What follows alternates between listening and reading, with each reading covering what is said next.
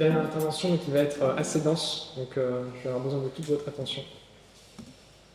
Donc, je m'appelle Sylvain Mazel, je suis président de l'association Transitera et je vais vous présenter aujourd'hui le nom que nous portons, c'est d'accompagner la transition des élevages intensifs qui ne sont pas durables.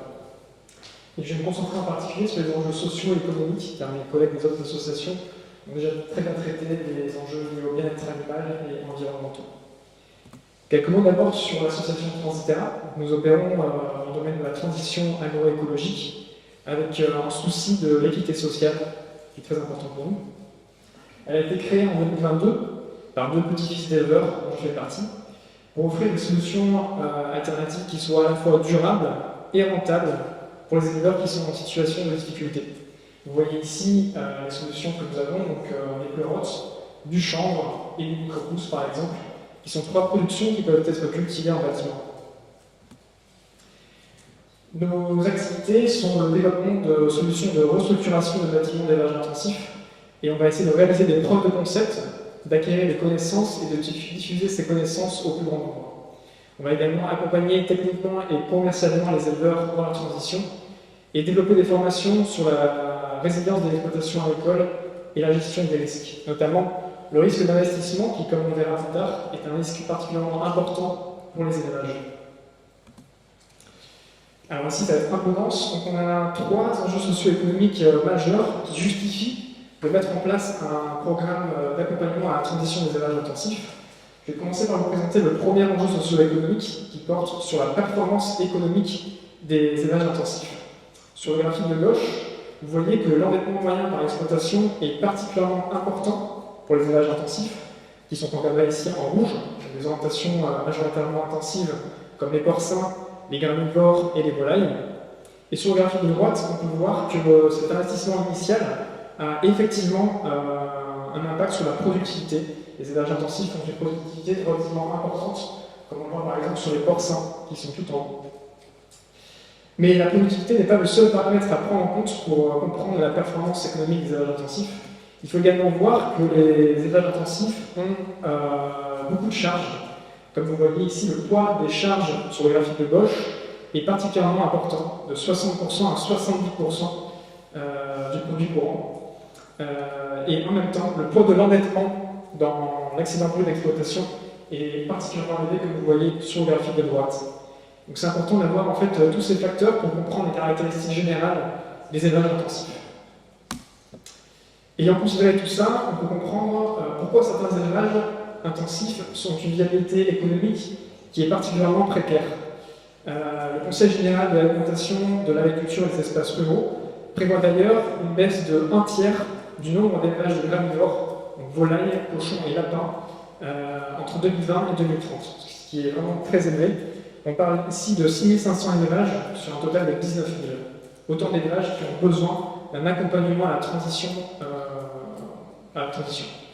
Je voulais également attirer votre attention sur le fait que les bas revenus et l'endettement sont des sources de détresse psychologique majeures chez les éleveurs, qui sont très bien identifiées, et elles comptent parmi les causes qui expliquent la surmortalité par suicide dans cette profession.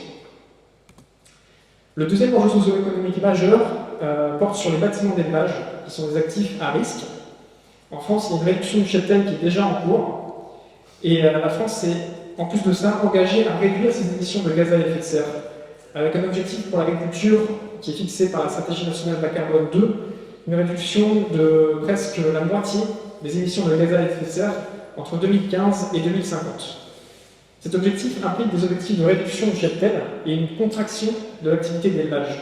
On voit ici moins 30% pour les porcs et moins 20% pour les volailles de chair entre 2020 et 2050. Or, il se trouve que les éleveurs suivent une stratégie de capitalisation du revenu, c'est-à-dire qu'ils investissent majoritairement dans leur ferme plutôt que de se rémunérer.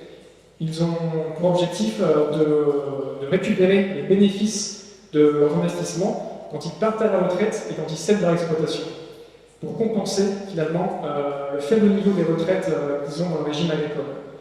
Et malheureusement, comme on le voit, il y a une contraction de l'activité d'élevage qui est à prévoir. Donc les actifs dans lesquels ils ont investi sont amenés à être dépréciés, ce qui peut amener à une situation sociale assez problématique, assez importante pour les éleveurs quand ils partent à la retraite. Le troisième enjeu socio-économique porte sur les difficultés structurelles et conjoncturelles grandissantes dans l'élevage.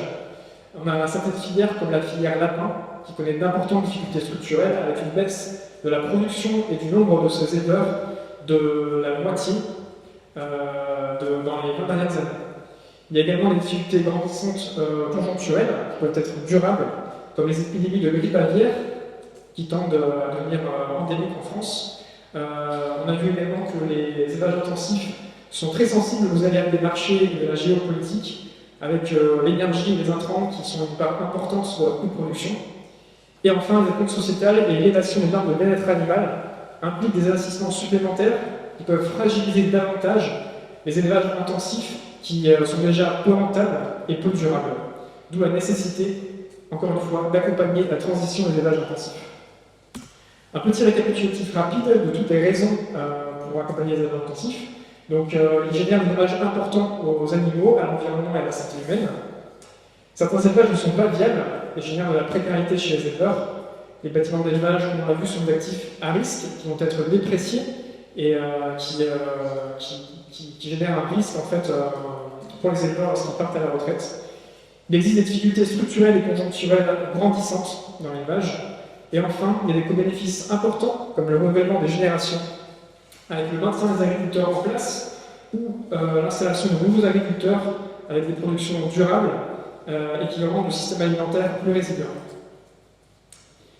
Voilà, donc maintenant qu'on a dit tout ça, vous avez toutes les raisons pour comprendre qu'il est important de mettre en œuvre un programme d'aide à la transition aux élevages intensifs. Voici ce que nous proposons, un programme en 3 volets. Le premier porte sur l'installation et la transmission, le deuxième sur la mobilité, et enfin le troisième sur la formation. Donc on a besoin à la fois d'un programme de soutien aux jeunes et nouveaux agriculteurs lorsqu'ils reprennent une exploitation d'élevage intensif pour la reconvertir vers des productions plus durables. C'est le volet installation-transmission. Ensuite, sur le volet mobilité, on a besoin de primes de compensation pour les reconversions agricoles et permettre aux éleveurs qui souhaitent se reconvertir professionnellement de le faire en cas de fermeture de bâtiments d'élevage intensif ou s'ils choisissent de réorienter leur production vers des productions plus durables, plus végétales. Et enfin, on propose un programme de formation qui va s'axer principalement sur la gestion des risques et la transmissibilité des exploitations, puisque comme on l'a vu, le risque d'investissement est très important et les éleveurs ont besoin de faire des choix éclairés d'investissement et de prendre en compte ces investissements dans la transmissibilité de l'exploitation. Voilà, enfin je voulais conclure sur le fait qu'on a besoin de mesures pour rendre cohérente cette politique d'aide à la transition des élevages intensifs. Et notamment, on a besoin de conditionner à des critères environnementaux et sociaux les aides publiques à l'investissement, qui représentent à peu près 10% des aides à l'investissement agricole, et également utiliser le levier très important qui est le fonds de garantie INAF, qui facilite le financement bancaire. Ce fonds de garantie pourrait permettre de cibler les 90% d'investissements restants et ainsi aligner les investissements avec les objectifs environnementaux et sociaux. Enfin, pour financer ce programme d'aide à la transition, il y a 3 options. La réaffectation des aides à l'investissement pour l'adaptation des exploitations agricoles, car la transition des élevages intensifs constitue une adaptation. Une augmentation des crédits destinés à la reconversion des agriculteurs en difficulté, comme le pointe la Cour des comptes dans son rapport sur les soutiens publics aux élevages bovins. Ces crédits sont actuellement très bas, ils sont de l'ordre de 400 000 €, ce qui est moins d'un 10 millième des aides de la PAC. Donc il faudrait vraiment qu'ils soient beaucoup plus importants pour être efficaces.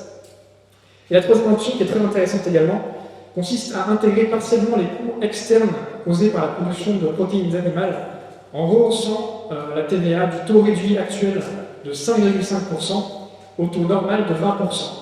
Ce qui permettrait non seulement de générer un bénéfice direct lié aux effets sur la santé humaine et à l'environnement pour la société, et également de générer des recettes publiques qui serviraient à financer un programme d'aide à la transition des élevages intensifs.